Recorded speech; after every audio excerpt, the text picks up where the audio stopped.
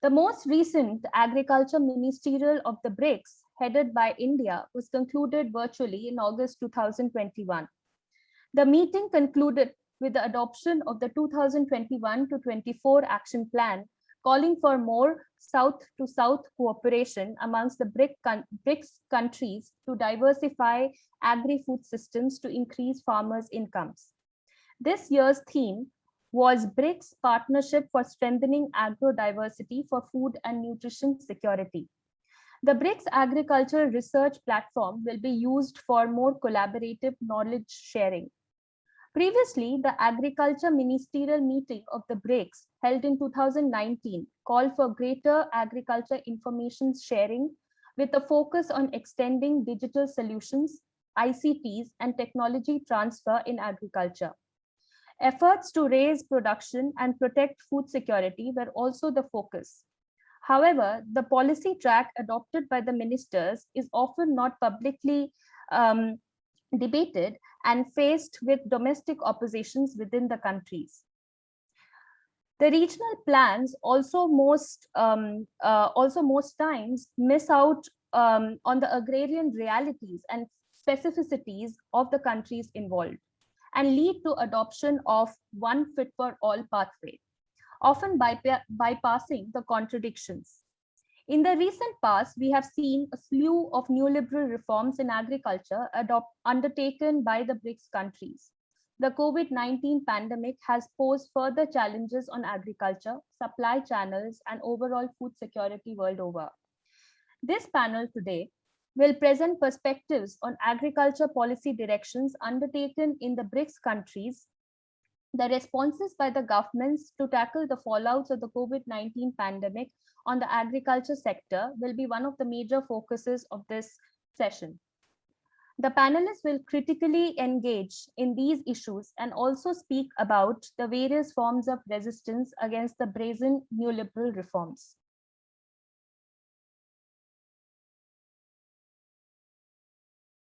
Let me call our third speaker, Dr. Vijoo Krishnan. He's the Joint Secretary of All India Kisan Sabha. The All India Kisan Sabha was formed in 1936 and is one of the oldest and biggest national peasants organizations in India. The All India Kisan Sabha has been at the forefront of the major agrarian mobilizations taking place in India, especially since 2014. The All India Kisan Sabha is also part of the Sanyukt Kisan Morcha, or the United Farmers Movement, which is leading the historic farmers' protest against the new farm laws in India, and we have almost reaching a year of those protests. The farmers are protesting at the borders of the national capital. Dr. Krishnan also holds a PhD from Jawaharlal Nehru University.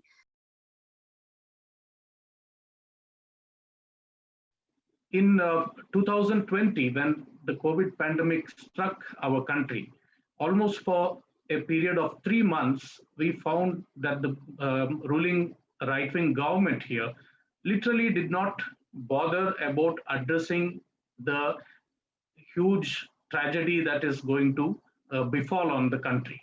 And it spent its time on an extremely divisive communal campaign, and also in pursuing more aggressively the neoliberal economic policies. And it is only in March 2020, on 24th of March, suddenly the government, without any consultation with the state governments or with any of the political parties, comes up with a stringent lockdown which is imposed on our country. The farmers, the peasants of our country, were actually expecting a bumper harvest around this time. And the manner in which the lockdown was implemented, it led to a serious crisis of harvesting and marketing crisis in our country, leading to huge losses for all sections of the peasantry. And if you take the first about a month of the lockdown period, the arrivals of wheat in the market compared to the same period in the last year was only about 6% of the arrivals in the earlier year.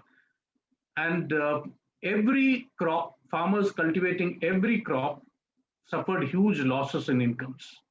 This was not only a situation as far as the farmers are concerned, but also the working class suffered huge losses of incomes. According to an assessment, at least something ranging from 120 million to 200 million workers lost their jobs during the lockdown period.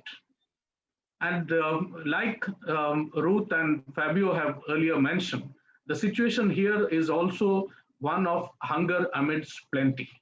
And the government almost not bothering about this situation at all. We found the largest exodus of workers from places of work to their villages because of the manner in which the lockdown was implemented. And in this process, this is something never before, after the partition of India in 1947, we have not witnessed such a huge exodus. In this process, around 1,000 people have died due to hunger, due to accidents, or committing suicides. As far as the peasantry in our country are concerned, from the last almost 3 decades of the implementation of the neoliberal economic policies, they have been facing an extreme agrarian crisis in which, according to conservative estimates of the government, more than 400,000 farmers have committed suicide. The numbers are much higher because the landless, women, tenant cultivators, and others are not included in this number given out by the government. In the last 7 years, the numbers, are, according to government, would range around 100,000 farmers and agriculture labor committing suicide. Again, this doesn't reflect the reality. And in this very lockdown period, we find India added about 40 billionaires. The wealth of these billionaires saw a about 35% increase in 2020 alone. That is when you had a large section, more than 95% of the population, literally reeling in hunger, in poverty, and seeing a total loss of incomes. The organizations of the peasantry made certain demands in this context, especially the joining hands with the working class. The demands were for ensuring some income support, ensuring that food security for all working class and the peasantry is ensured, and also to see that the loans of the farmers, of the cultivating peasantry, are waived. Unfortunately, the ruling BJP government has not responded to any of these demands, and instead has gone ahead with further aggressively pursuing the neoliberal economic policies, giving much more concessions and waivers of taxes and loans to the corporate cronies that support this government. It is in such a circumstance that in June 2020, without any discussion with the state governments, which it is bound to do under the Indian constitution, under a federal system, it went ahead with 3 ordinances to deal with the agriculture sector, and literally giving a free hand to the corporate cronies in the field of agriculture. In June 2020, these 3 ordinances which were brought by the government actually was following the diktats of the United States and others in the World Trade Organization to withdraw from food security, food subsidies, withdraw from public stock holding, and so on. And that was earlier articulated by a commission in 2014. And now in a pandemic, while the peasantry and the working class were kept under a lockdown, the doors were unlocked for corporate profiteering. That is what we witnessed in our country, and in a farcical manner, without any debate in the parliament, these were pushed through as and passed as legislations. What are these three legislations that are passed? One was actually to um, do away with the government-controlled agricultural produce marketing market yards totally, and give a free hand to the corporates to directly purchase agricultural produce from the farmers. The claim was that it is going to get better price for the farmers' produce. But we have innumerable examples within our country as well as outside, wherein this only leads to further exploitation and of the peasantry. And here, in the first place, the APMCs were brought in to actually ensure that this exploitation of the peasantry could be stopped, and at least a level playing field can be provided to the farmers. This network of the government controlled markets would be coming to an end with such a system. It also, in the long run, would also lead to a system wherein the government support system for buying and procurement mechanism would also be dismantled in a systematic manner. A second legislation was to amend the Essential Commodities Act. The Essential Commodities Act was actually to ensure that there would not be hoarding and black marketing of essential commodities.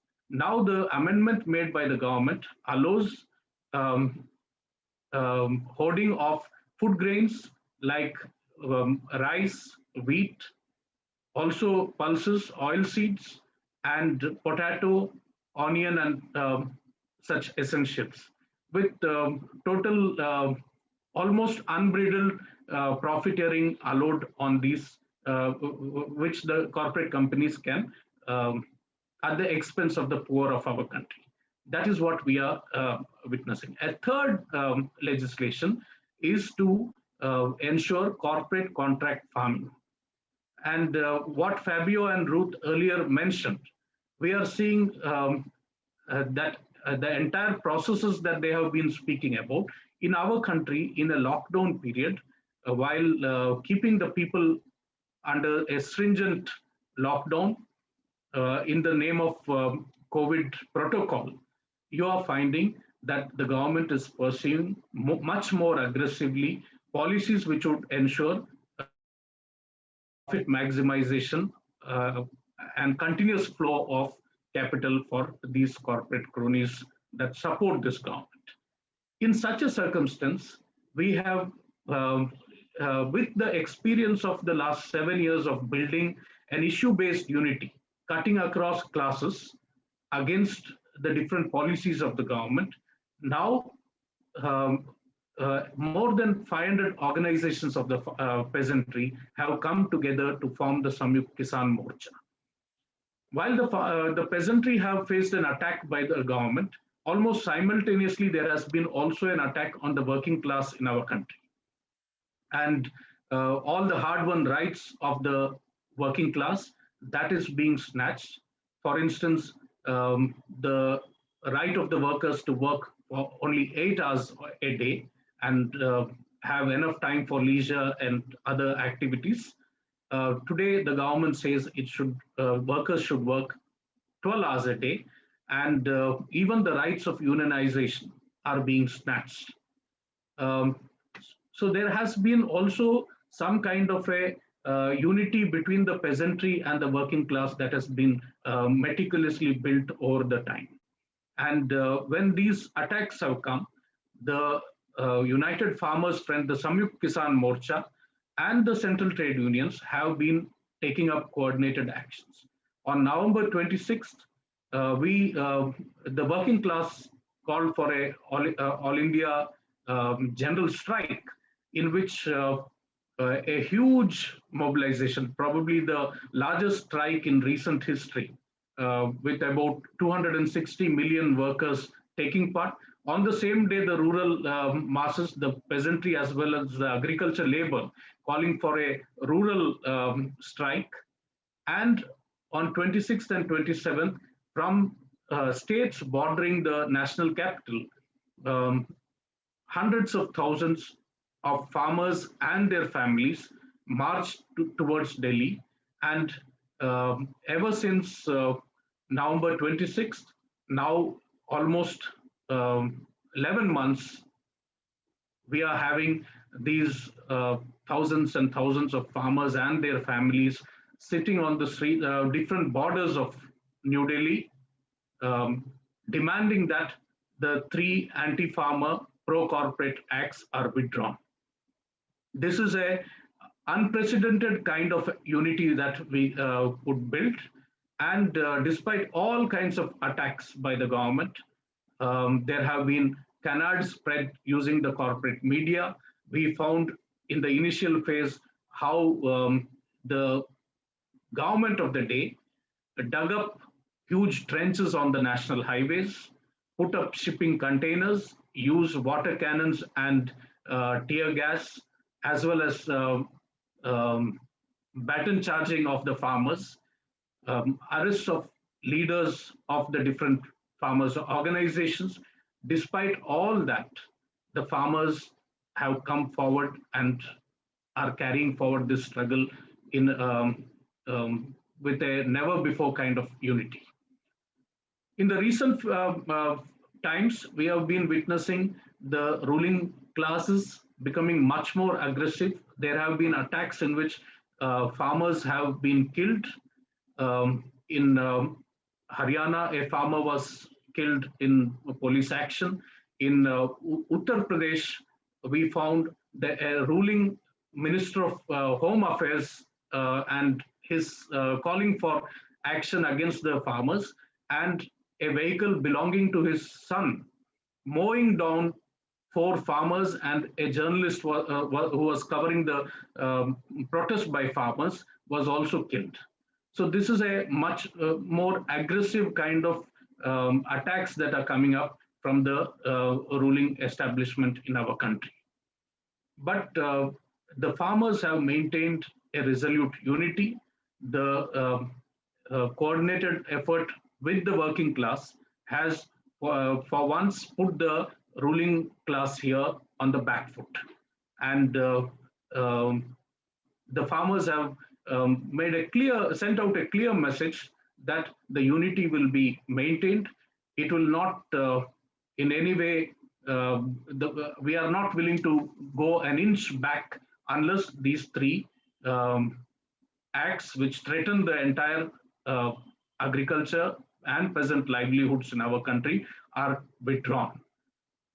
But one important factor of this entire protest that has been going on over the last 1 year is that from an issue based unity against the three anti farmer pro corporate acts, it has transcended into a truly people's movement, because these acts affect not just farmers but the working class, the toiling masses, and all the consumers are also going to be affected. Um, we are also finding simultaneously a huge increase in prices of agricultural inputs, of petroleum products, and also the food grains and other essential commodities. That is a situation which earlier Fabio and Ruth also mentioned in both in Brazil and South Africa, how the while there is a situation of plenty in our country, you also have the biggest number of hungry living in our country. On the global hunger index now, India is ranked 101. So this is a situation that we are having. Um, the strategy that we have as farm organizations of the peasantry been meticulously building in the last 7 years is firstly to build an issue-based unity. Despite differences on various other aspects, we unite on around some issues. And in the course of struggle, what we have found is that the consensus widens on on many more issues. A consensus is we are able to build consensus on many more issues. So this is a situation wherein was starting with the three farmers legislations or the legislations to corporatize agriculture. We have now been also talking about different alternatives. There is within India during the COVID pandemic itself, the left front ruled state of Kerala has come up with many social security measures, pensions for over 6 million people, about 9 million people being given food kit, including all essentials, including food grains, pulses, oil, and different other essentials. And in this kind uh, of an intervention is something which is required to ensure that the people who have lost their incomes, lost their livelihoods during the pandemic, are able to uh, sustain and carry forward their lives in a better manner. I think the united struggle that we have been able to build has been able to, um, at every level, the different efforts in the during the pandemic period, not just in the field of agriculture, but in the issue of recently there have been changes in the Forest Conservation Act, which is also to ensure that the big corporate companies can take over the forests of our country, and um, the rights of the people earning their livelihoods from a forest, living in forests, would also be snatched. So against such steps also, there has been a clear opposition that we have been able to build. Now, today, while India is also part of the BRICS, the ministerial, what is the perspective that we are going to take forward? That is something. What is going to be the position of India or Brazil towards the issue of, um, in a pandemic, the people have lost incomes, whether they are going to talk about income support, whether they are going to talk about strengthening the food security, or whether it is only going to be more of promoting corporate profiteering. That is something which one has to look into. And given that you have governments like Bolsonaro's in Brazil or Narendra Modi in India, the policies that have been pursued over the last few years are actually policies which put profits over people. I think that is where forums like these are very important to articulate um, the demands of the people of our countries, to build solidarities between the toiling masses and the peasantry across borders, across the globe. And it is a very significant effort that the focus on Global South is putting. I thank once again for giving me this opportunity to speak. Thank you.